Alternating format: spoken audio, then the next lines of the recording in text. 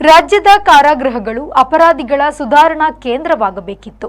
ಆದರೆ ಇಂದು ಅವು ಉಗ್ರಗಾಮಿಗಳು ಹಾಗೂ ಕುಖ್ಯಾತ ರೌಡಿಗಳ ಐಷಾರಾಮಿ ತಾಣಗಳಾಗಿ ಮಾರ್ಪಟ್ಟಿದೆ ಎಂದು ವಿಧಾನ ಪರಿಷತ್ ಸದಸ್ಯರಾದ ಶ್ರೀ ಕಿಶೋರ್ ಕುಮಾರ್ ಪುತ್ತೂರು ಅವರು ತೀವ್ರ ಆಕ್ರೋಶವನ್ನು ವ್ಯಕ್ತಪಡಿಸಿದ್ದಾರೆ.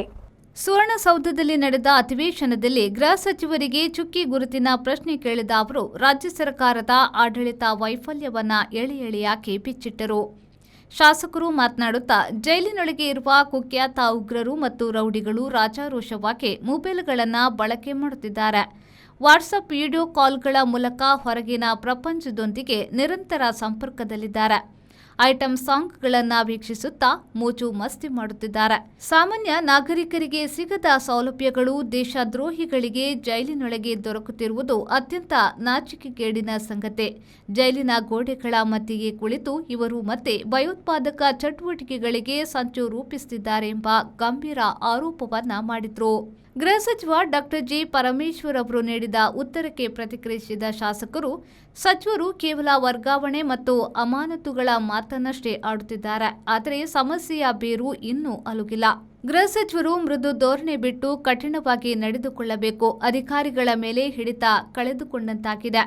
ನೀವು ಜೋರಾಗಿ ನಿಂತರೆ ಮಾತ್ರ ಅಧಿಕಾರಿಗಳು ಎಚ್ಚೆತ್ತುಕೊಳ್ಳುತ್ತಾರೆ ಎಂದು ಸ್ಪಷ್ಟ ಸಂದೇಶವನ್ನ ನೀಡಿದ್ರು. ಮಾತು ಮುಗಿಸುತ್ತಾ ಅವರು, ಇದೇ ಪರಿಸ್ಥಿತಿ ಮುಂದುವರೆದರೆ ರಾಜ್ಯದ ಜೈಲುಗಳು ಅಪರಾಧಗಳ ನಿಯಂತ್ರಣ ಕೊಠಡಿಗಳಾಗಿ ಮಾರ್ಪಡುವುದು ಖಚಿತ. ಜೈಲಿನೊಳಗೆ ರೂಪುಗೊಂಡಿರುವ ಈ ಪ್ಯಾರಲ್ ಸರ್ಕಾರಕ್ಕೆ ತಕ್ಷಣ ಕಡಿವಾಣ ಹಾಕಬೇಕು. ಸರ್ಕಾರ ಕೂಡಲೇ ಎಚ್ಚೆತ್ತುಕೊಂಡು ಕಠಿಣ ಕ್ರಮವನ್ನ ಕೈಗೊಳ್ಳಬೇಕು ಎಂದು ಒತ್ತಾಯಿಸಿದರು. ಇದು ಗೃಹ ಸಚಿವರೇ ನಿಮ್ಮ ದೊಡ್ಡ ಫೇಲ್ಯೂರ್ ಅಂತ ನನ್ನ ಮನಸ್ಸಿಗೆ ಬರುವಂತದ್ದು. ಅದರ ಜೊತೆಗೆ ಕಾರಾಗೃಹದಲ್ಲಿ ಏನು ಉಮೇಶ್ ರೆಡ್ಡಿಗೆ ಟಿವಿ ಸೌಲಭ್ಯ, ರಣ್ಯಾರಾವ್ ಆಪ್ತನಿಗೆ ಬಿಂದಾಸ್ ಲೈಫ್, ಈ ರೀತಿಯಾಗಿ ಜೈಲಿನಲ್ಲಿ ಯಾವುದೇ ರೀತಿ ನನ್ನನ್ನು ಅಡ್ವಾನ್ಸ್ ಟೆಕ್ನಾಲಜಿ ಬಂದಿದೆ. 2-3 ವರ್ಷದಲ್ಲಿ CCTV ನೋಡಬಹುದಿತ್ತು. ಅದರ ಜೊತೆಗೆ ನಮ್ಮ ಶರಣವರಿಗೆ ಹೇಳಿದ್ರು ಬೇಲಿಯೇ ಎದ್ದು ಹೊಲ ಮೇದಂತೆ ಅಂತ. ನಿಮಗೆ ಬೇಸರ ಆಯ್ತು ನಾನನ್ನೋದು, ಅಲ್ಲಿ ಜೈಲಿನ ಒಳಗಡೆ 2 ಅಧಿಕಾರಿಗಳ ತಂಡ ಉಂಟಂತೆ. ಅವರೇ ಮೊಬೈಲ್ ಕೊಟ್ಟು ಇನ್ನೊಂದು ಟೀಮಿನ ಗ್ರಜ್ ಸಾಧಿಸೋದಕ್ಕೋಸ್ಕರ ಅವರನ್ನ ಹಿಡಿಸೋ ಈ ಕೆಲಸ ಮಾಡಿದಾರೆ ಅಂತ ಪೇಪರ್ ಬಂದಿದೆ.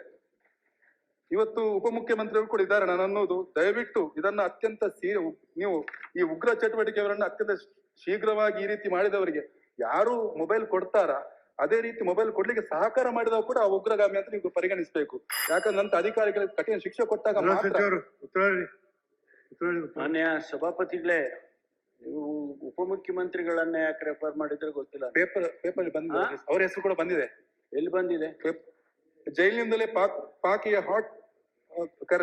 ಹಾಟ್ಲೈನ್ ಕರೆ ಜೈಲು ಉಗ್ರ ಸ್ವರ್ಗವಾಗಿದೆ. ಅಲ್ಲಿಂದ ಉದ್ಯಮಿಗಳಿಗೆ ಬೆದರಿಕೆ ಹಣ ವಸೂಲಿ ಮಾಡಲಾಗುತ್ತದೆ. ಪಾಕಿಸ್ತಾನ, ಅಫ್ಘಾನಿಸ್ತಾನ ಹಾಟ್ಲೈನ್ ಕರೆಗಳು ಹೋಗ್ತಿವೆ ಎಂದು. ಆಯ್ತಾಯ್ತು. ಕೈದಿಗಳಿಗೆ ಎಲ್ಲಿಂದ ಹಣ ಬರುತ್ತಿದೆ?